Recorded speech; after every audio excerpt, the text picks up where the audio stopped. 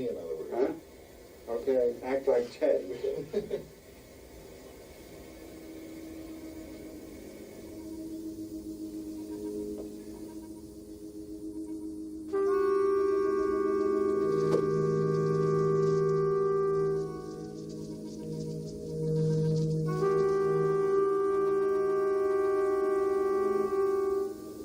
What's funny? What does it look like, Hans?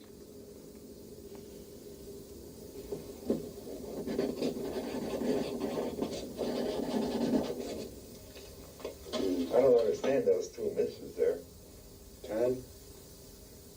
It's a style of a name, eh? No, I'm getting spoiled. I want them right off the bat. I know. I know.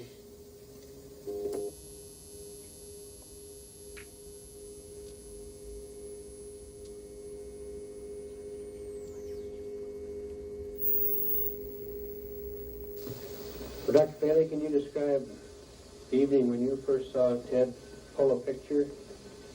This was the first informal session that was held. It was at my home, and Ted, as often happens, was slow in warming up. There had been a number of pictures that were paranormal but didn't show any clear picture, and then out of the camera came a series of first very faint images which were hard to identify, then a very clear-cut picture of what appeared to be an ancient Roman structure with columns, with an elaborately carved cornice, and the figure of seemingly the full-scale statue of a Roman warrior with shield, armor, sword. And, of course, where all this had come from, none of us knew. There was certainly nothing of the kind in the house. And the feeling one had in response to this was one of tremendous interest, excitement, almost elation, I might say. I knew Ted could do this, but in a sense he'd come through for us right in front of our eyes, and this has a different kind of impact. And Dr. What would you describe as a paranormal? Well, by paranormal picture, I mean one that can't be explained on any logical grounds.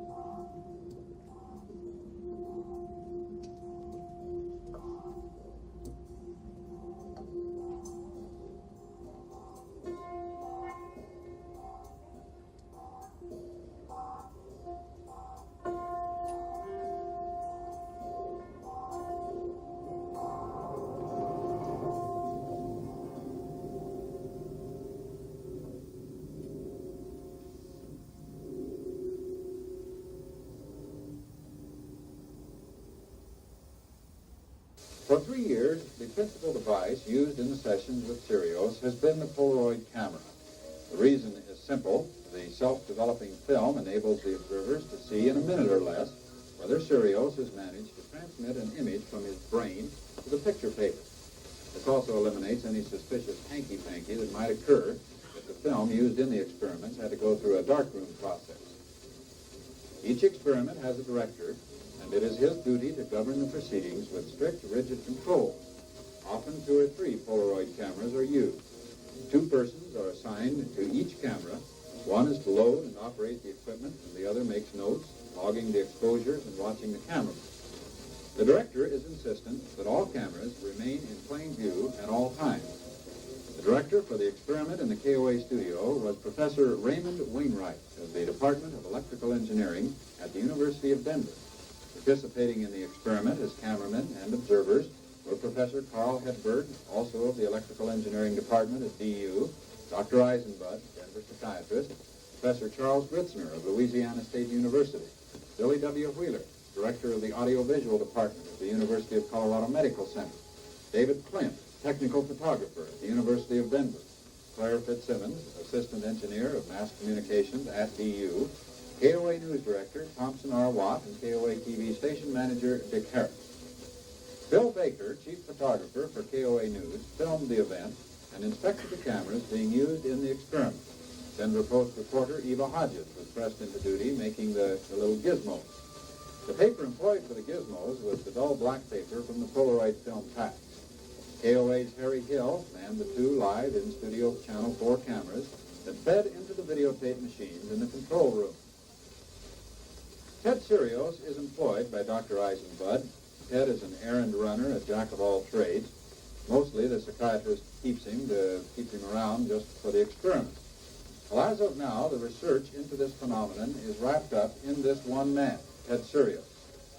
The doctor and his charge arrived at 2 o'clock that Saturday afternoon. Ted had already consumed 2 quarts of Budweiser beer, and during the afternoon he drank 3 more. At 5:30, Director Wainwright called over sets. Ted was simply too tight to perform. He and Dr. Eisenbud retired to the KOA lunchroom where the psychiatrist pumped coffee and fried chicken into his subject. Ted craved only more beer, but he was denied. The doctor laid down the law. Ted was not to get more beer until he produced more pictures. Oh, Ted, now. Think fast, Ted. Tell him I don't like to try 2 in a row. They don't know how to do this, and you're going to mess everybody up. Oh, Ted. all right, okay. Ted, you're very impatient. They don't know what we're doing. And so, I'm not mad. so come on, no alibis. No, I'm not mad. I know, but you don't come down now. Don't. Oh, no. While he's remarking, I'll shoot one with you, okay? Or would you rather not? I'd rather save it for them, Doc. I think this is more Save it? important. If you don't mind. I don't mind. But I mean, you got to keep up that excitement. Or... No, don't you understand? I understand, but you know, don't. You're acting now like I'm mad. I'm not mad one bit. I'm just no, you're confused. just impatient. No, I'm not. I got all night. Where am I going to go? Back to my room? No, it isn't that, but you want to go, and you know, people just aren't that fast with you. No, I don't want them to be that fast. It's all right. I'm sorry about that.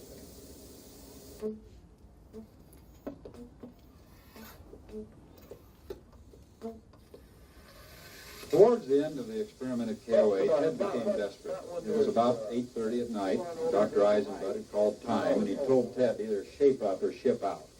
Ted appeared forlorn. He turned to holler at news director Watt, "Hey, you, come here. Get behind this thing. I'm going to put a picture on that thing or bust a blood vessel." Well, Watt got behind the camera, motioned to cameraman Hill to come over and man the viewfinder, and then Ted wound up and delivered.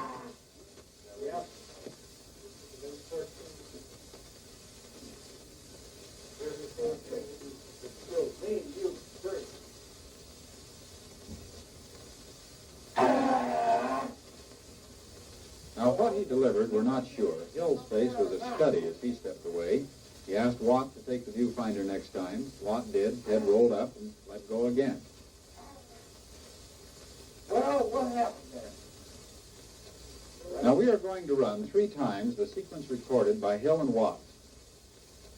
We do not possess the equipment to stop action the videotape like the network does during a football game. Our last word on the subject will be this. There was general agreement among the persons participating in the experiment at KOA that they saw something they could not explain. Watch now, bearing in mind what Sirius had projected earlier in the day and evening on Polaroid film.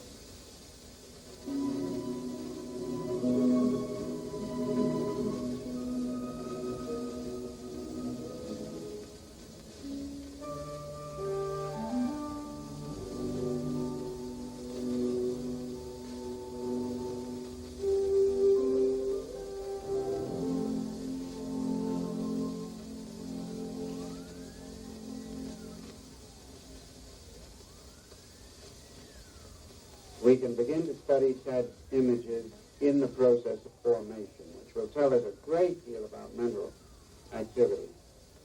And secondly, the fact that Ted can succeed in putting this onto electronic systems. He's also done some things directly on sensors, cells of various kinds, which have been hooked up with oscilloscopic recording devices.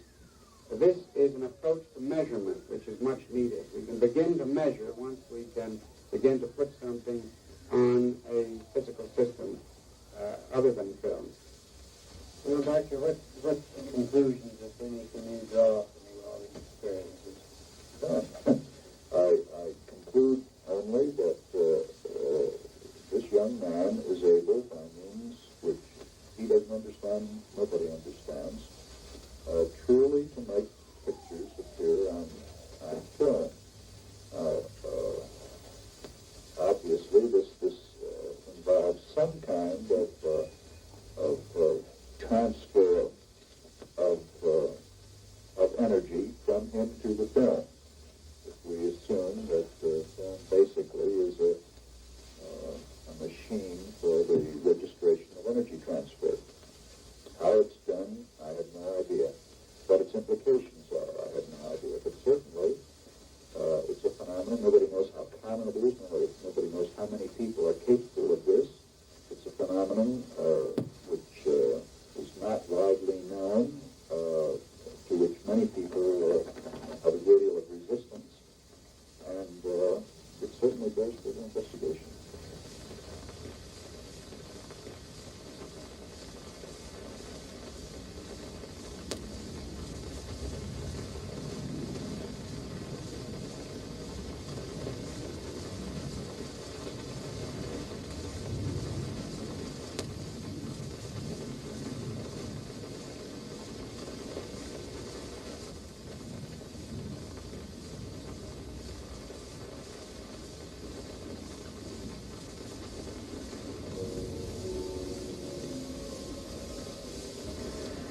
Excitement came on shot number 20.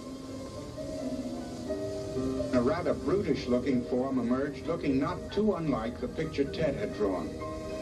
But Dr. Marie Wormington, curator of archaeology at the museum, immediately spotted its source. A dead ringer, she thought, for one of a group of Neanderthal figures in the Chicago Museum of Natural History. Since this looked mighty suspicious to Dr. Wormington, she promptly alerted all observers to look for some sort of gimmick hidden in the gizmo to produce such a picture. But with everyone watching like hawks at close quarters to see if this could possibly have been the case, Ted went blithely on to come up with other versions of this crouching prehistoric figure, each slightly different. Now notice how closely Ted had copied the Chicago Museum group. In this one, note the crevices in the rock, which indeed he had foreshadowed in his spur-of-the-moment drawing. In all, Ted got 8 versions, 2 coming out of the murky mists of color prints. But instead of going back in time, he had somehow managed to side-slip 1,000 miles in space a dazzling detour to force.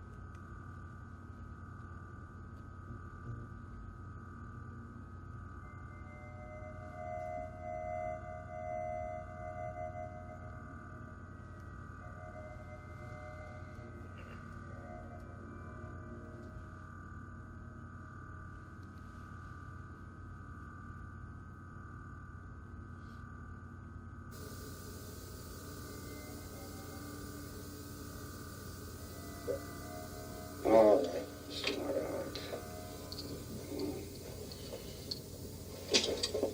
Now, you couldn't get more perfect synchrony than that. I know, when you're blocked out. There's something missing tonight, Ted, in your movements. Nothing wrong with anybody else. I can tell you that. I don't believe this. I don't believe it at all. You don't, eh? No, sir. Ted doesn't believe that nothing's happening. All right.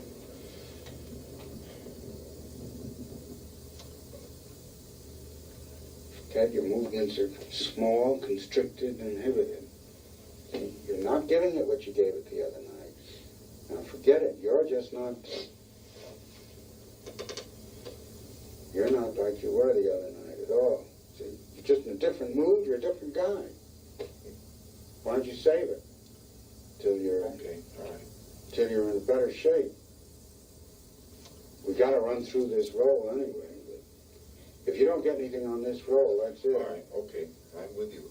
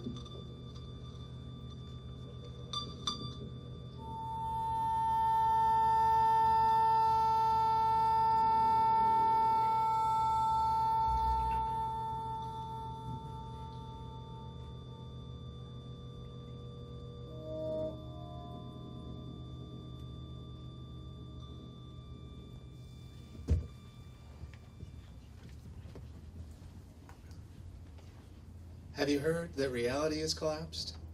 Post-truth politics, the death of facts, fake news, deep state conspiracies, paranoia on the rise. Such pronouncements are often feverish objections to a nightmarish condition.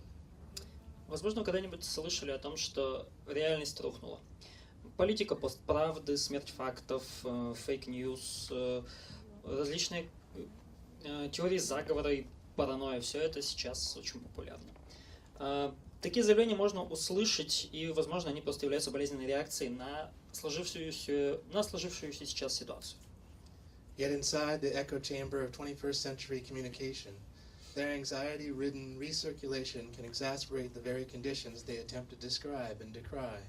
In asserting the indiscernibility of fact and fiction, the panicked statement that reality is collapsed accomplishes little but furthering the collapse of reality.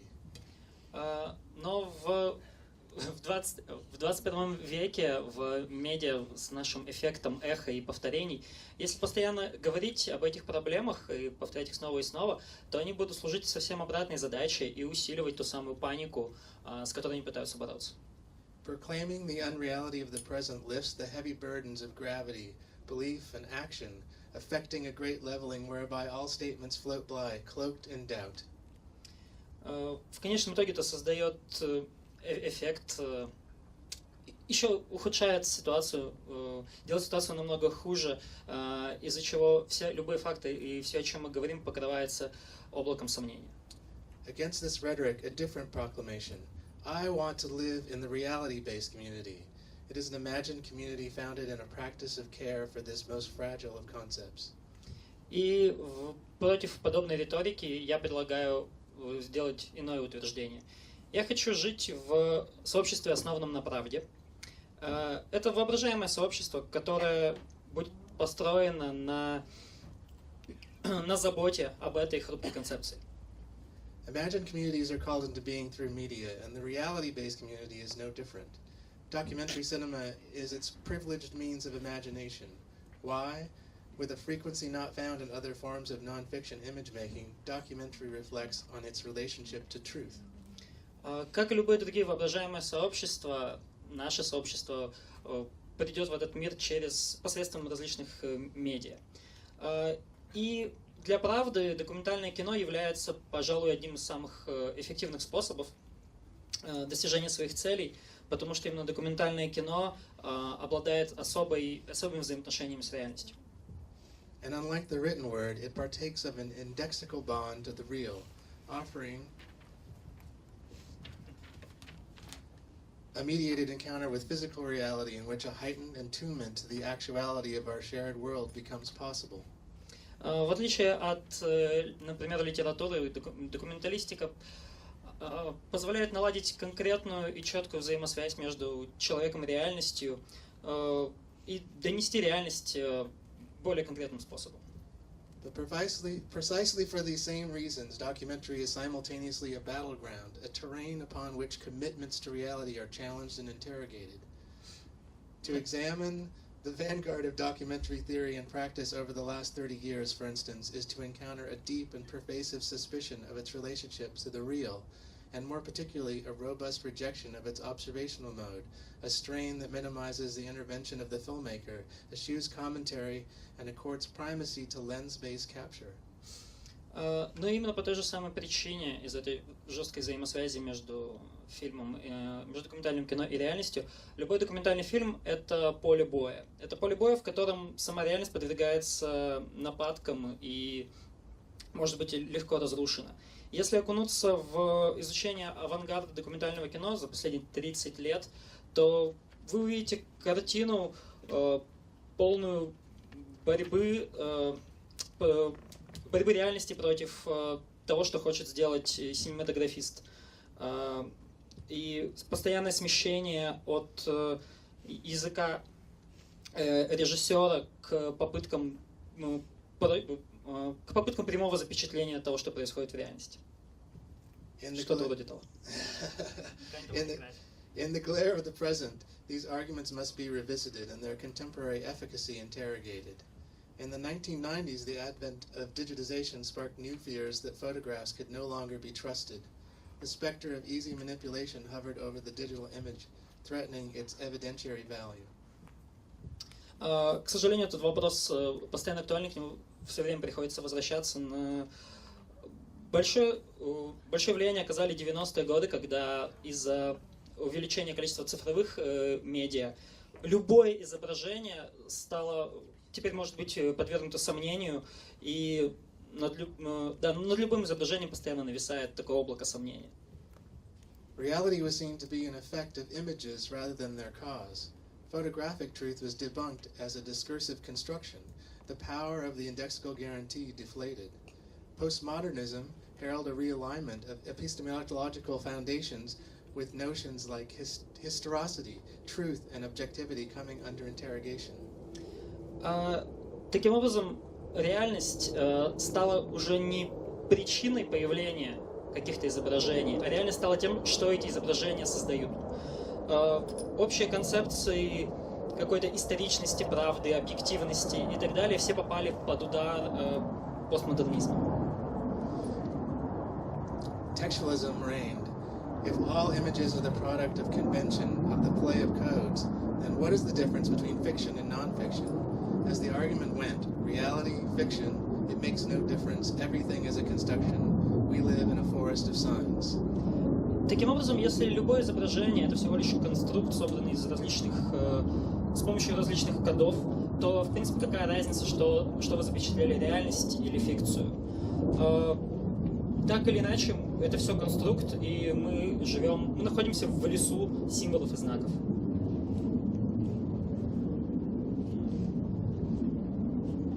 There is nothing naive about the relationship to reality found in examples mentioned here. In fact, they place an immense trust in their viewer. Однако в документальном кино нет ничего... В том, чтобы через документальное кино пытаться запечатлеть реальность, нет ничего наивного. Trust is not out there waiting to be captured, but reality is. In the encounter with facticity made possible by these films, it becomes clear that to believe in reality is to affirm that we live in a shared world that is once chaotic and unmasterable. Нельзя запечатлеть правду, можно запечатлеть лишь реальность. И поэтому попытка принять факты такими, какими они есть, и запечатлеть их на пленку, они позволяют нам понять, что мы живем в общем мире, весьма хаотичном, и который не поддается нашему контролю. The formal vocabulary of these films differs greatly from that most associated with direct cinema. They do not spontaneously track reality through a roaming camera, as if it could be fully encompassed by the representational act, but engaged in strong, deliberate assertions of structure that assert a bond to reality, while also marking limits that are at once visual. Во многих документальных фильмах нет в новом документальном кино нет как таковой попытки напрямую запечатлеть реальность через простое наблюдение через камеру, которая следит за всем происходящим. Скорее наоборот, фильмы сочетают в себе как непосредственное наблюдение, так и какие-то художественные моменты непосредственно, которые специально используются синематографистами для того, чтобы компенсировать то, чего мы не можем запечатлеть на камере. The significance of what one witnesses may remain uncertain. One's understanding may remain incomplete, and yet there is no doubt as to the reality of what is presented to view, nor of cinema's ability to provide valuable access to it. All objectivity is situated, all vision is partial. Simple truths and totalizing meanings are the real fictions. Однако так или иначе, все, что мы видим, возможно, человек не до конца понимает, что значимость того, что ему показывают. Конечно же, он видит не все, что происходит. Но так или иначе, важно осознать то, что именно наша попытка понять все и достичь какой-то полной объективности, вот в чем настоящая фикция.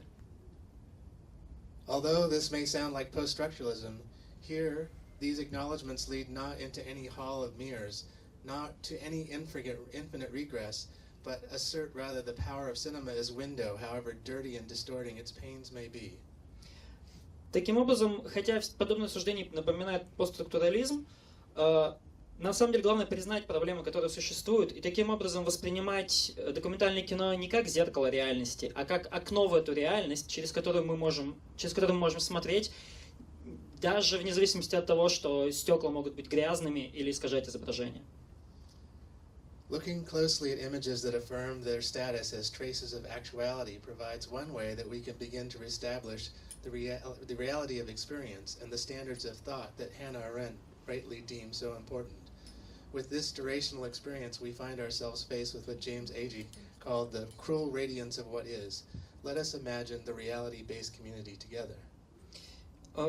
И если воспринимать все, что показано в документальном кино, как нечто, что что признает свой статус как всего лишь след реальности, то мы сможем начать переосмыслить значение опыта чего-то реального, каких-то стандартов того, как стоит подходить к документальному кино, и какие-то ценности документального кино возродятся вновь. Таким образом, возможно, мы сможем достичь того, что Джеймс Эги называл жестоким сиянием того, что есть. И таким образом мы сможем построить наше сообщество, основанное на реальности. So yeah, that's what we're going to do right now. Let us imagine the reality-based community together. Так что, собственно, этим мы сейчас попытаемся заняться и представить, как может выглядеть вот это сообщество, основанное на реальности. All right, now it's your part. Так, You теперь participate. ваша очередь как-то принять участие. Does anyone? Yeah.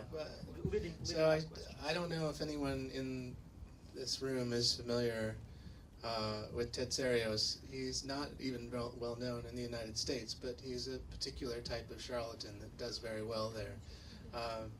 Да, и на самом деле все, о чем мы сейчас говорим, все связано. И не знаю, знаком ли кто-то из вас с Тедом Сириусом, который, собственно, главный герой фильма.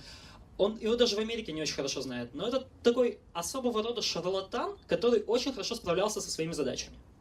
So Detour de Force is a documentary of documentation of a fake reality, in that the process of producing images on Polaroid film was a trick that for the duration of Ted Serios' life he never revealed what he was doing, but there are speculations as to how it was done. Фильм «Неловкость рук», который вы сейчас посмотрели, это документальный фильм про попытки задокументировать неправду, обманную реальность. То, что делал Тед Сириус, вот эти его проекции некоторых образов на полароидную пленку или на видеопленку, это какой-то трюк. Все об этом знали, но никто не знал, как он это делает. И за все время, пока он был жив, он продолжал это делать, никто так и не понял, как он это делает. Есть некоторые догадки, но точно никто не знает. So one of the challenges of documentary in general is that by being presented as nonfiction, it assumes, and the audience presumes, that what they're seeing is real. And everything you saw is clearly real, except that it's fake. И таким образом создается некий парадокс. Люди, приходя на документальное кино, они думают, что то, что они видят, это правда, потому что они пришли смотреть документальное кино. Но, как было в нашем случае сейчас, то, что вы видели, это правда, но проблема в том, что это неправда. Это все обман. Oh, it's very graceful there. One more time. Oh, I have to redo the redoing of it. Better. Very dramatic. Очень драматично получилось, мне кажется. I do recommend reading the whole piece. It was published in June. На самом деле, рекомендую ознакомиться с полным текстом статьи. Она вышла буквально в июне. It's very dry and academic. Она, правда, очень сложным языком написана, академическим, как вы могли заметить. Which must mean it's true. Значит, а если она написана академическим языком, значит, все, что в ней сказано, это правда.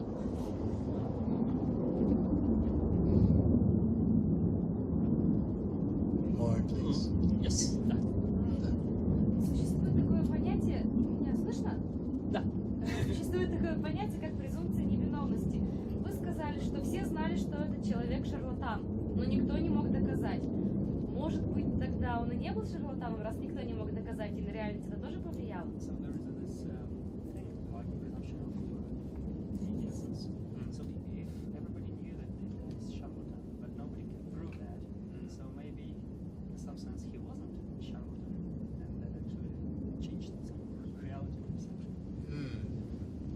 Perhaps.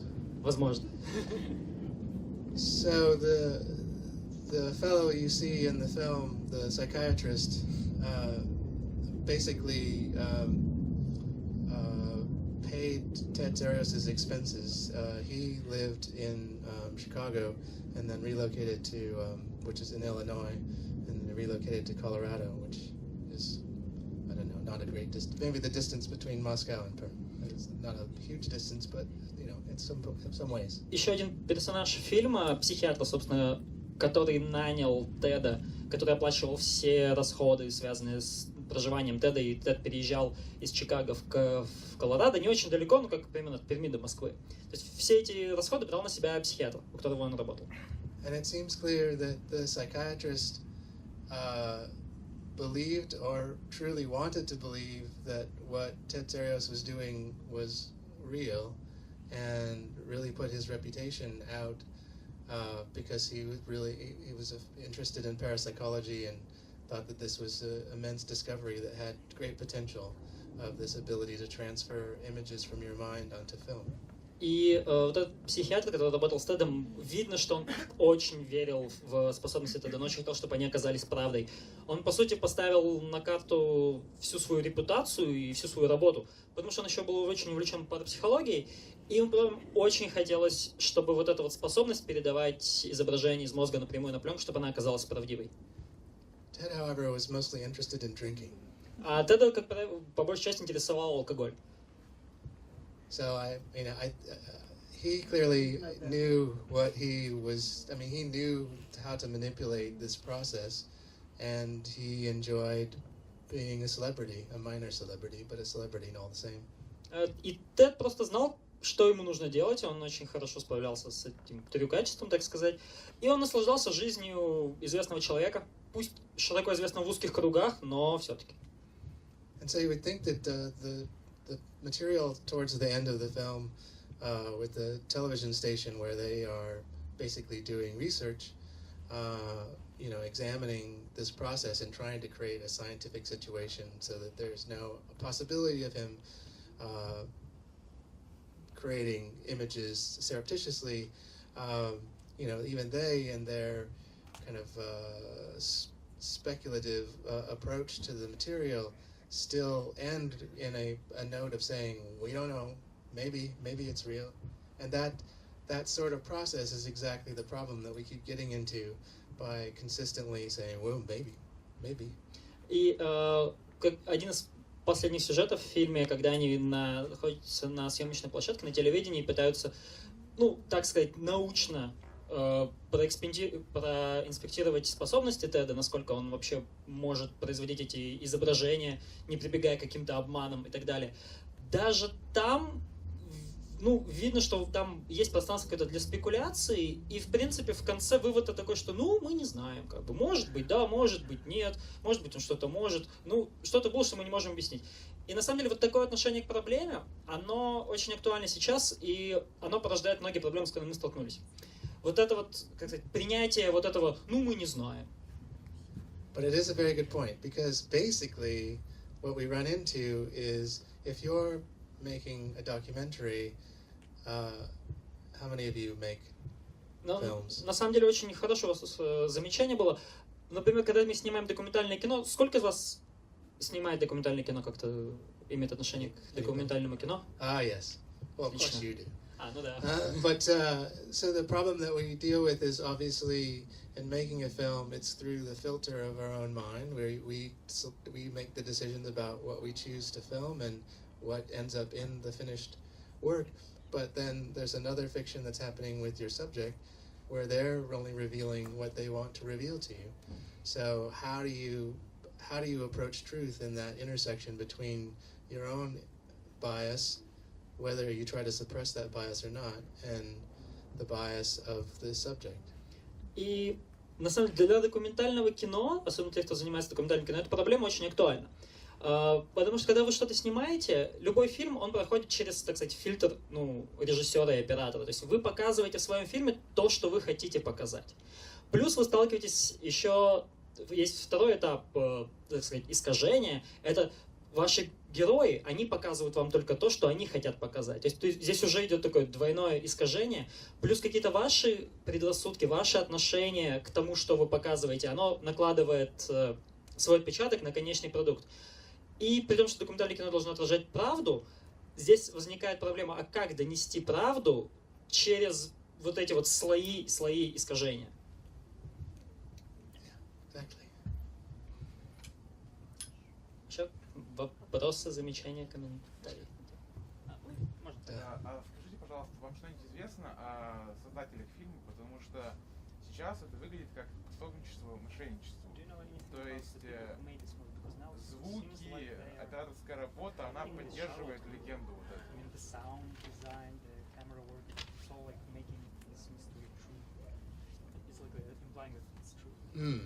I hadn't thought of it that way. So Rebecca Barron is a Никогда не думал об этом в таком ключе, на самом деле.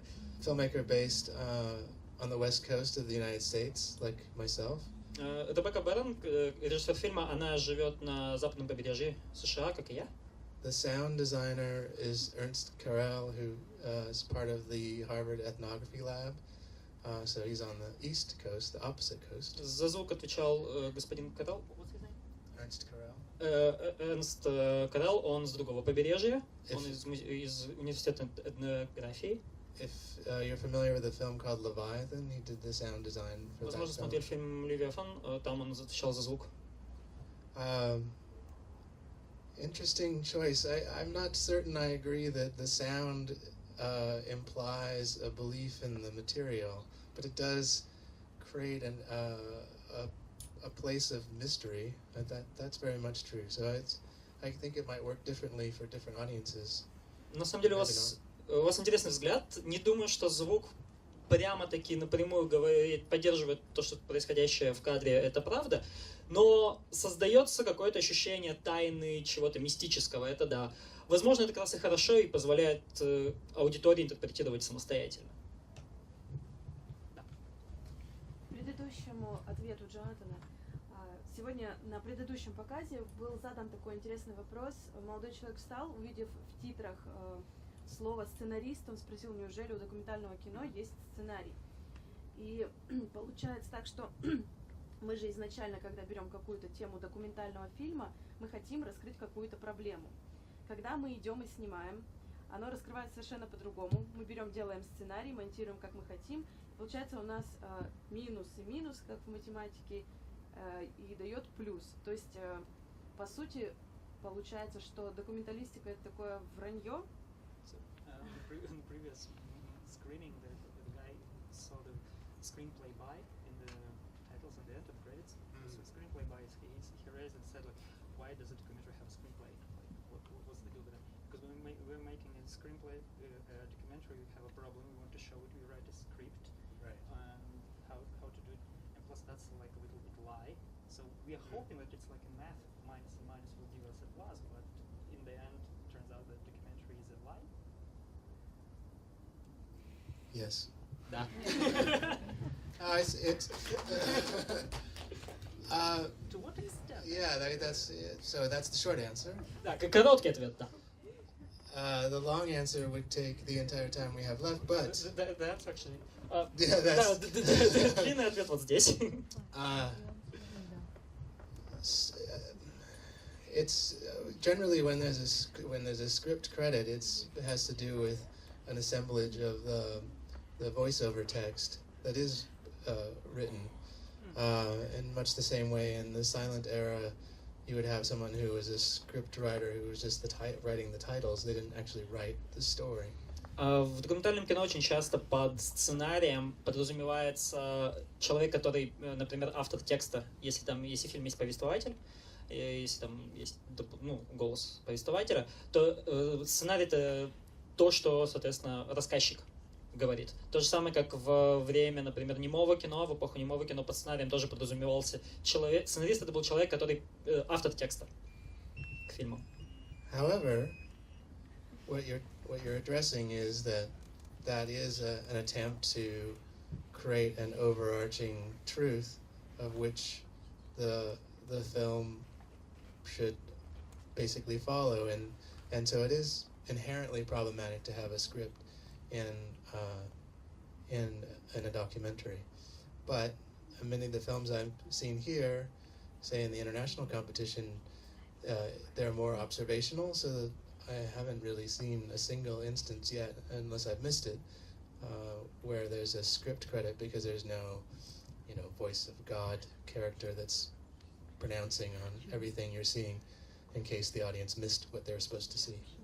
И да, часто задача как раз автора сценария, так сказать, это подвести фильм под какое-то общее повествование, правдивое повествование, что в целом создать очень сложно в документальном кино, да. Но вот, кстати, что касается нашего программы этого фестиваля, я, возможно, что-то пропустил, но, насколько я видел, большинство фильмов, они так или иначе повествовательные, и это фильмы наблюдения. То есть я особо не видел, чтобы кто-то был указан в титрах как автор сценария, и фильмов с повествованием, с этим голосом Бога я тоже как бы не видел. Вот. Thank you for your question. Спасибо за вопрос. I meant to ask, did you like the soundtrack? Вам звук-то понравился в фильме? Саундтрек? You can say no. Oh, yes. Okay, yes. Еще вопросы? Вопросы? Please. Тогда у меня есть. Oh, yes, please, yes, yes. Сначала по-русски задам. Собственно, вопрос вслед вашему, наверное, или кто спрашивал, что если мы можем показать фильм про шарлатана, и с точки зрения, если человек поддерживает его и считает, что это правда, он может показать это как, что это правда. С другой стороны, если снимает скептик, он может показать это как со скептической точки зрения. И вопрос в том, как бы получается, а какой из фильмов будет более документальным? И, возможно, есть какие-то примеры, когда одно и то же событие было снято два документальных фильма с двух точек зрения, и, может быть, можно что-то посмотреть, чтобы напрямую увидеть неправду в документальном кино. So, for example, if there is one person who is a skeptic and he films Ted or somebody like that from the skeptic point of view, then there is another person who believes him. He makes his own movie. Both make documentary, completely opposite meaning. Both documentaries. Which one will be more truthful documentary? And are there any examples when one historical event was there were like if there are two documentary movies about one historical event which are contradictory to each other, but they're both documentaries. Are there any examples in history? Interesting to see that. I mean, I think there are many examples of different people tackling the same topic. I think the real challenge tends to be that audiences gravitate towards films that confirm their already established personal beliefs. So there isn't an easy way to get people to see films that are about something that may be contrary to their existing beliefs. I mean, I unfortunately live in a country that's all about right now perpetuating fiction to the extent that if you have enough fiction that you no longer can tell what is truth. Ну, на самом деле, я думаю, очень много в истории примеров того, как разные люди снимали кино про одно и то же, на одну и ту же тему, с разных точек зрения. К сожалению, зрители, ну, и люди, в принципе, как зрители, они склонны смотреть только то кино, которое разделяет их точку зрения, подтверждая ее. Поэтому, если даже есть альтернативный взгляд на какую-то ситуацию, люди, скорее всего, просто не пойдут смотреть этот фильм, они о нем никогда не узнают. Проблема очень актуальна для меня сейчас, потому что в стране, где я живу, сейчас такая большая проблема, что настолько фикция и художественный вымысел стали популярны, что если, в общем, взять очень много фикции и вымысла, то со временем уже их не отличить от правды. И где правда, вообще никак не разобраться. I think generally you'll find when people make films about armed conflict, you'll see really extreme biases about generally where their point of view is coming from as to who is right and who is wrong. And that's a very difficult thing for most audiences to perceive, because they have an inherent belief that the people that they identify with are always doing right, which is clearly not true. Хороший пример подобных ситуаций — это фильмы про любые вооруженные конфликты или войны, потому что там, в принципе, одно событие, но всегда та сторона, которая снимает документальное кино про конфликт, та сторона в этом фильме получается хорошими ребятами. И зрителям тоже так же проще. Им проще принять, что те люди, к которым они себя относят, с которыми они себя ассоциируют и идентифицируют, что вот это вот хорошие люди, которые правильно поступили. Что на самом деле не всегда так и не всегда правда. Да. Yeah. Есть какие-то методы вот зрителей при просмотре кино увидеть, что автор там много чего отрихтовал, как бы, ну, чего-то не саму как бы разбираться уже в теме, а чисто из кино, как это... Is there any techniques for a viewer to see right away that, this story has been filtered through the biases of the director? If, for example, if you don't know the matter, the topic of the movie, so you don't have to dig in like the documents and do research, but just by viewing, seeing the movie, are there any clues that you can catch that it's been So you should start with the expectation that what you're seeing is a lie. Ну, начать надо с того, чтобы заранее идти в кинотеатр с ожиданием того, что вам соврут. Work up from levels of belief. И потом уже отталкиваясь от того, что то, что вы видите, это вранье, потихонечку как-то выстраивать степень недоверия. That's not a very helpful answer, honestly. Ну, but не то чтобы это прям полезный совет, легкий был. But realistically, I mean, every film that's screening here, every film that you will ever see in your life, no matter how, even if it's just a camera in a room that no one has touched and everything you see has not been edited, then there's some kind of performance that's happening in front of the camera once people become aware that it's there. So there's just the idea of capturing images is already establishing a layer of fiction. Now, ideally, the maker will find a way to take themselves as much as possible out of changing the material and recharacterizing the material in a way that is excessively phony. Do you say phony? Is there an equivalent for phony? I don't know, depending on the context. Yeah, okay. Just a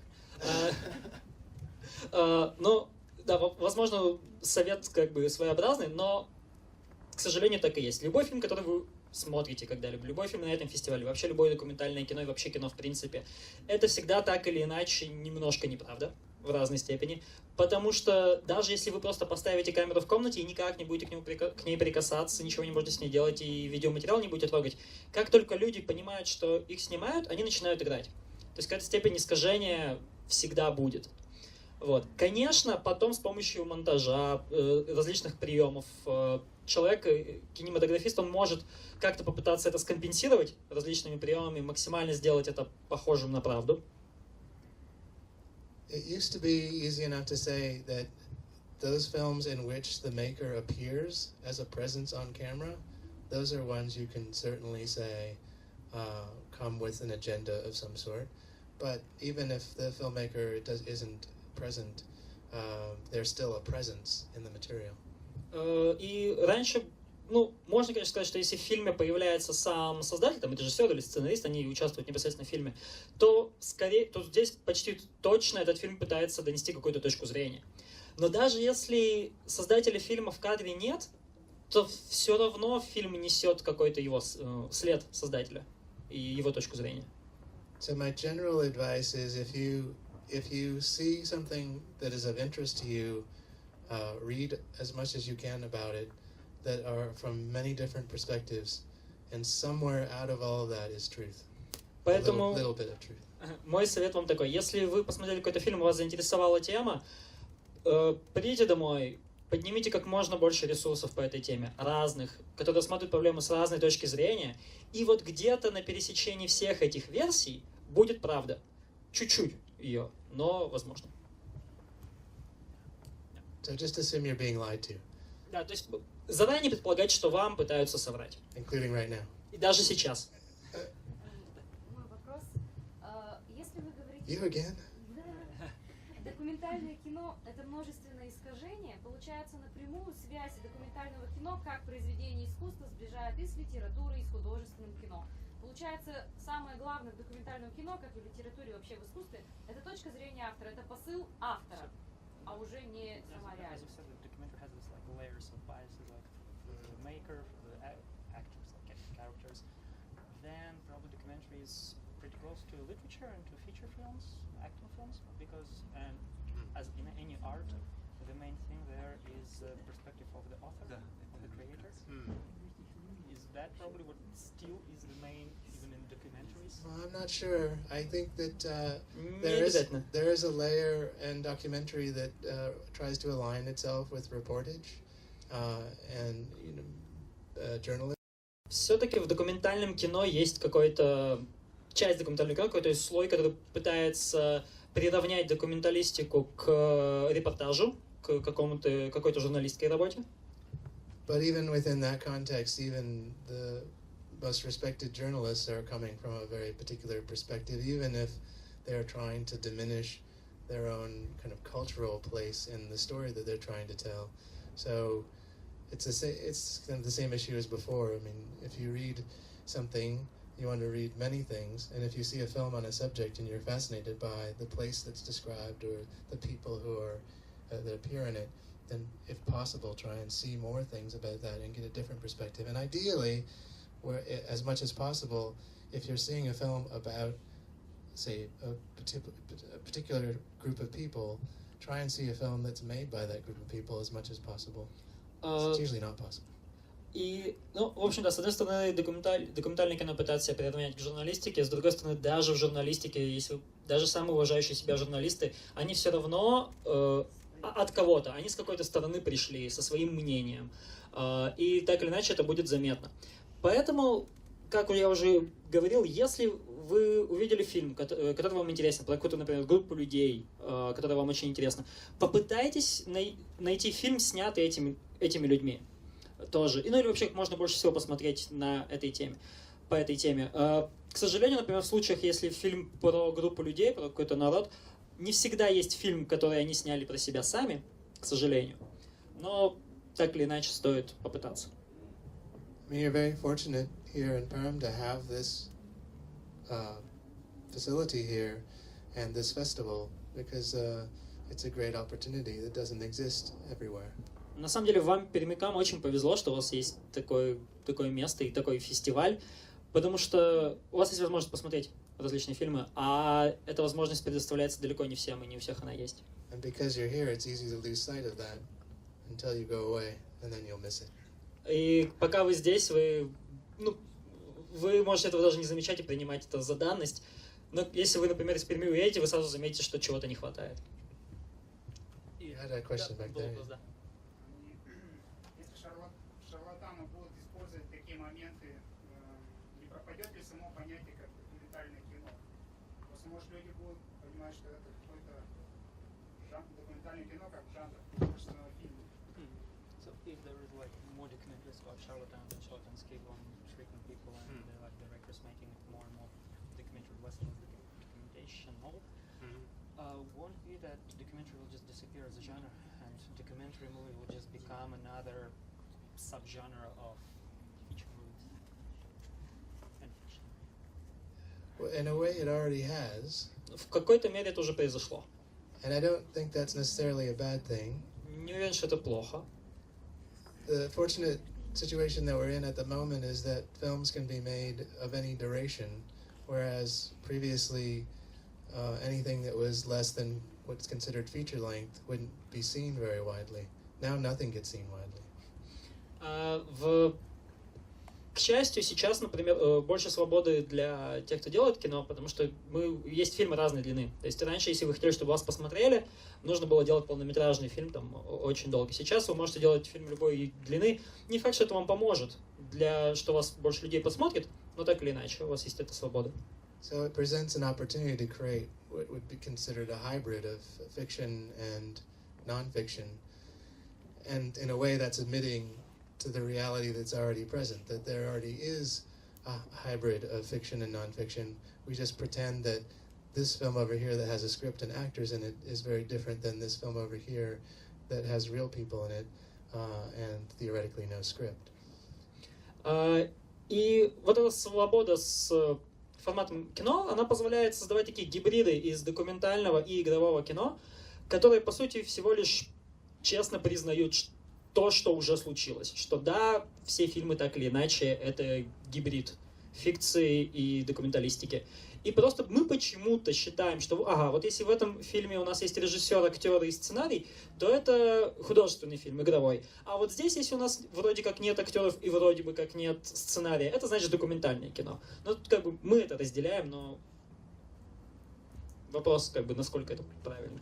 So it presents an opportunity to create anything that you want, which is the opportunity you've always had, but you've had people telling you that it has to be one thing or the other. Don't try and mix those two things together.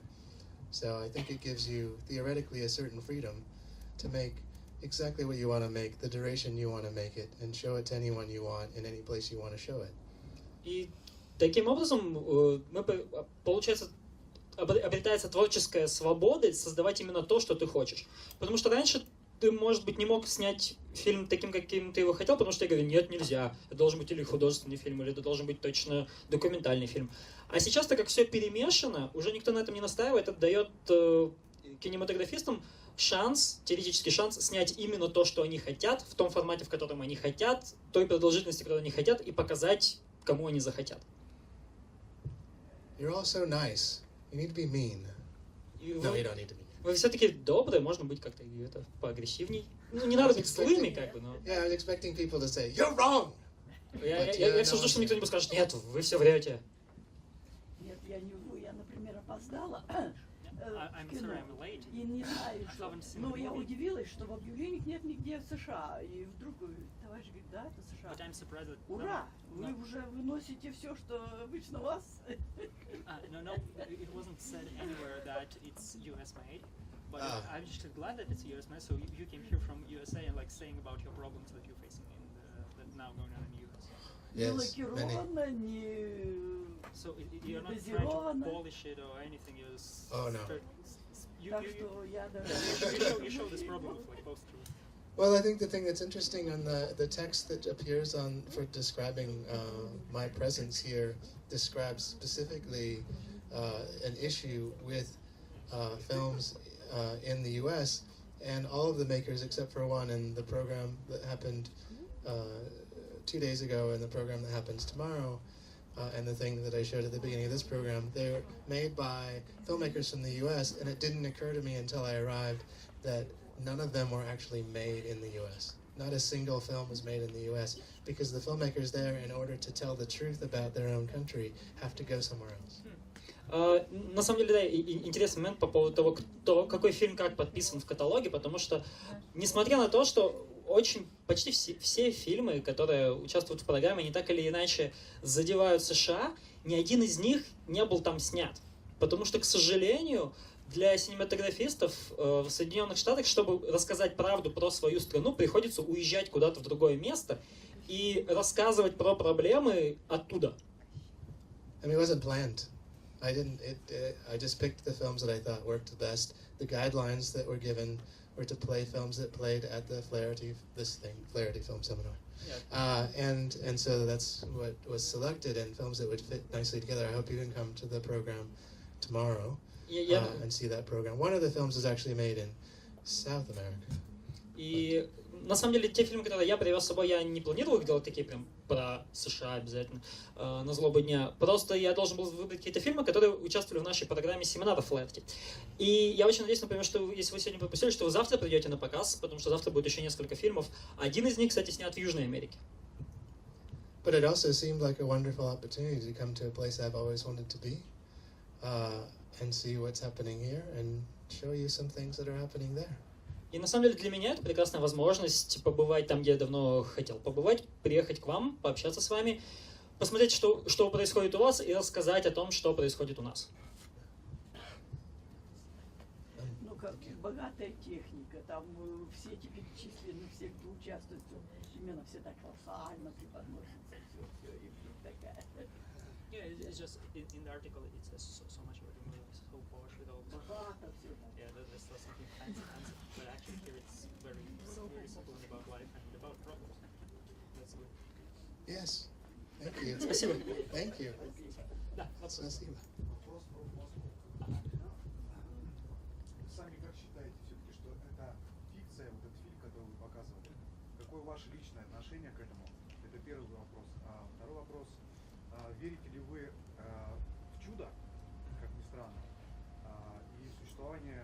его невозможно объяснить и уж тем более зафиксировать на пленку. So, double question from Moscow. Okay. First, what do you consider this movie that you just saw, the two before? Would you consider it a fiction or a documentary? And the second part is, do you believe in miracles, so to say, or something that cannot be explained or put onto film or documented? Really easy questions. На самом деле очень простые вопросы. No, not really. So, На самом деле нет. So it is a documentary, but a document of a fictional act. I think it's important to make films that characterize. I mean, this is I would call Ted Sarandos an entertainer, but he didn't consider himself that at the time. So he was like a magician, but presented as someone who could actually do these things. And so a documentary about that is completely valid. Я все-таки считаю показанный фильм документальным фильмом. То, что в нем показано, это, да, своеобразный обман, и я бы относился к Теду как к фокуснику, как к творческому человеку, как к артисту, но он-то себя таковым не считал. Он себя как-то выдавал именно за какого-то реального там мага, который может что-то такое творить. Rebecca Barron, the director of the film, she, it was characterized earlier that it wasn't clear if the filmmakers were using this as an opportunity to promote his work. I know that the opportunity is really that he's kind of forgotten, and it was an idea to make people aware that what in retrospect seems kind of obvious to most audiences, that what he's doing is trickery, at the time wasn't. And the other layer of that is there are things that in the future we will look back now and say, oh, it's obvious that what they're doing is fake, but there are people that believe whatever that subject happens to be. So they're trying to find a parallel between those two situations. И этот фильм все-таки стоит рассматривать, да, как полноценное документальное кино, потому что вот был вопрос, а не пытаются ли создатели фильма как-то поддержать точку зрения Теда, выдать его, все, что он делал, это правда. Но на самом деле, скорее всего, нет. Просто про Теда уже забыли, про все эти события. И их попытка была именно напомнить людям о том, что вот смотрите, во что несколько лет назад вы сейчас понимаете, что это все фокусы и трюки, но несколько лет назад люди в это верили. И таким образом создатели фильма еще хотят затронуть проблему того, что, возможно, в будущем, когда кто-то в будущем будет оглядываться на наше время, на то, во что мы верим сейчас, они будут также думать, господи, да это же как они могли в это верить, это же все так банально. То есть за счет этого кино, за счет того, что здесь показан этот Тед с его трюкачеством, они затрагивали весьма серьезные темы, как раз с которыми мы сталкиваемся сейчас. Все-таки на второй вопрос вы не ответили. And the second question? Yeah, that was just, yes. Я как раз собирался. Do you believe in God or miracle? Is it possible for you that we are... по-русски. У нас очень ограниченное восприятие людей. И мы верим только в то, что возможно доказать. Понимаете? То, что можно зафиксировать. Если ты это доказываешь, значит это уже становится некой правдой. Но это уже не чудо, понимаете? Об этом вопрос. Well, I think there are everyday miracles. It's a miracle in a way that I'm here at this moment. Ну, на самом деле, я скажу, в плане чудес я верю в такие повседневные чудеса, грубо говоря. Чудо можно назвать то, что я сейчас здесь. Для меня это чудо. But as far as the traditional conception of a miracle, it's possible. Но что касается традиционного понимания чуда, ну, может быть. That we do not understand, and I accept there's a level of non-understanding. I think of it in terms of if we were in two dimensions, which we aren't, and we somehow intersected with a third dimension, we would not understand what we were encountering. And I believe that there are things around us that are that equivalent, that there are things we just with our little tiny brains can't possibly perceive. That doesn't necessarily make them supernatural. It just means we don't understand them either yet, or maybe we never understand them. But to our perception, it will seem miraculous, and that's, I think, with Detour de Force, it's addressing, I don't want to say that people at the time were gullible, but they were, there was and it continues to be an issue that people will just, rather than thinking about certain things, it's how they feel about them. And at this particular time, they felt that this must be possible. Just as if I was able to move the water bottle across the table, or, other things that technically are not possible, but things happen every day that we can't explain. Ну, в общем, касательно чудес, я считаю, что, возможно, есть какая-то, так сказать, часть еще вещей, которые мы просто еще не понимаем, возможно, пока, возможно, мы их не поймем никогда. Подобно тому, например, как если бы мы существовали в двух измерениях, ну, мы как бы существуем в трех, но если бы мы существовали в двух и каким-то образом столкнулись бы с трехмерными объектами или явлениями, которые происходят в трех измерениях, мы бы вообще не поняли, что происходит. Для нас они бы казались чудом. Но это не потому, что в них есть что-то сверхъестественное или что такое, просто потому, что мы не можем их понять нашим маленьким мозгом. И вот то, что показано в фильме, мне кажется, это вот относится к тем же моментам. То есть тогда, я не хочу сказать, что люди того времени были там глупыми или супердоверчивыми, но просто бывают ситуации, когда вместо того, чтобы задуматься и подумать над тем, что ты видишь, люди ведутся на свои чувства и на свои ощущения. Им хочется, чтобы это было правдой, и они, соответственно, воспринимают это как правду. Вот. Но возможно, что подобные ситуации есть, которые мы не можем понять. Но просто потому, что мы их не можем понять пока, или это, в принципе, невозможно. That sounded really good. Yeah. I'm not sure that I said everything. That's okay. Не знаю, что у меня получилось полностью передать. I mean, I suspect you're looking for a yes or no answer, and the best answer I can... Oh, you're not? Okay, yeah, because it's really... Да, на самом деле, как бы, тут на подобные вопросы сложно ответить четко да или нет, приходит это, потому что не такие простые односторонние вопросы. Да, еще вопрос. Я говорю, по своему фильму интересен. Даже сразу было видно, что человек-то немножечко вроде нашел пьяного. The movie, that it was interesting in the movie because you actually can tell that the guy is just drunk, but still he's like. Towards the end, yes. Ну да, особенно к концу фильма он там. He believed it helped him in this process. Вопрос был. Мне, Джонатан, нравится фильм, где больше выражена авторская позиция или больше такие наблюдательные, и почему? What movies, what documentaries do you prefer? The movies where you can see the author's opinion or observational movies, and why? Okay, my own personal affinity is for observational films. Мое, конечно, сердце лежит ближе к наблюдательным фильмам. However, some of my favorite films are not that.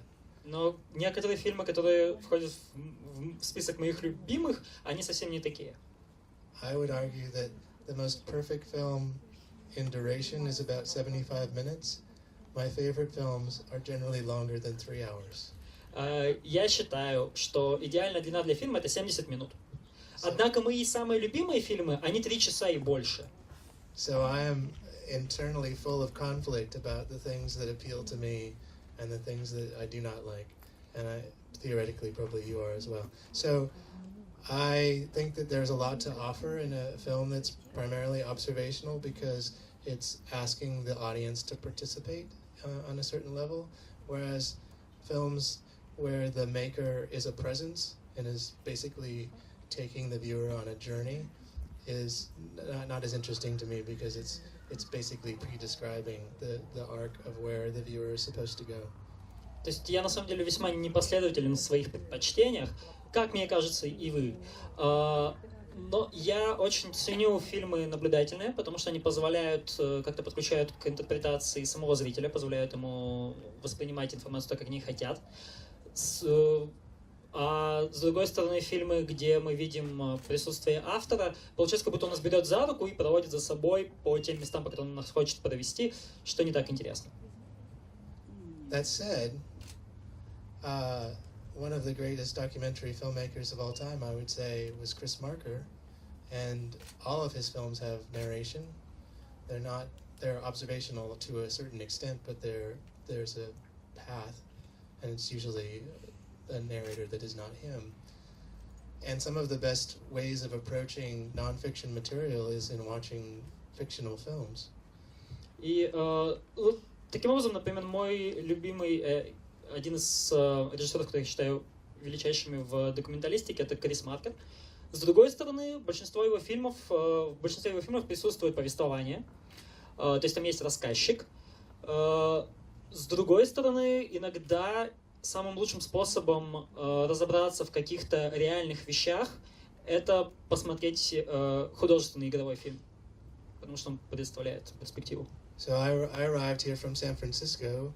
If you're interested in a view of San Francisco in the 1950s, I would be less inclined to encourage you to watch a documentary about San Francisco in the 1950s. I would say you should see Alfred Hitchcock's Vertigo.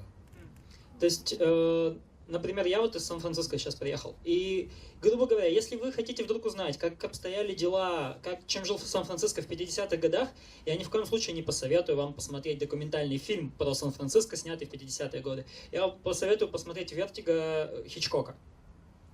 Because it will give you a perspective of how, even though there's this story that's on top of where it was filmed, you will see the behavior of people in the city at that time that is not a construction. And that would not normally be an answer that people would be inclined to give you, but that's the answer I'm giving. So. И несмотря на то, что в фильме, да, есть какая-то история, есть какой-то сюжет, но этот весь сюжет разворачивается на фоне поведения людей, вполне реального, того, как люди действительно жили и вели себя в то время.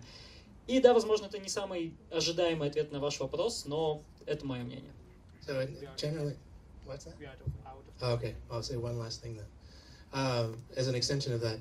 So if there is some way for you to mentally take, whenever films are shot on an actual location, if you can remove the actors mentally, it's not exactly possible, but if you can take them out of the scenario and observe the architecture and the clothing and the way that people behave in the background, it will tell you a great deal about a place that you would not normally get from a documentary about the same place at the same time. Грубо говоря, если вы смотрите какой-то художественный фильм, где были съемки на месте, в какой-то локации, попытайтесь как бы в своей голове убрать всех актеров из сценария, все, что происходит по сценарию, конечно, это сложно и почти нереально, но попытайтесь это сделать. И обращайте внимание на то, что происходит на фоне, на архитектуру, на то, как персонажи одеваются, как они себя ведут.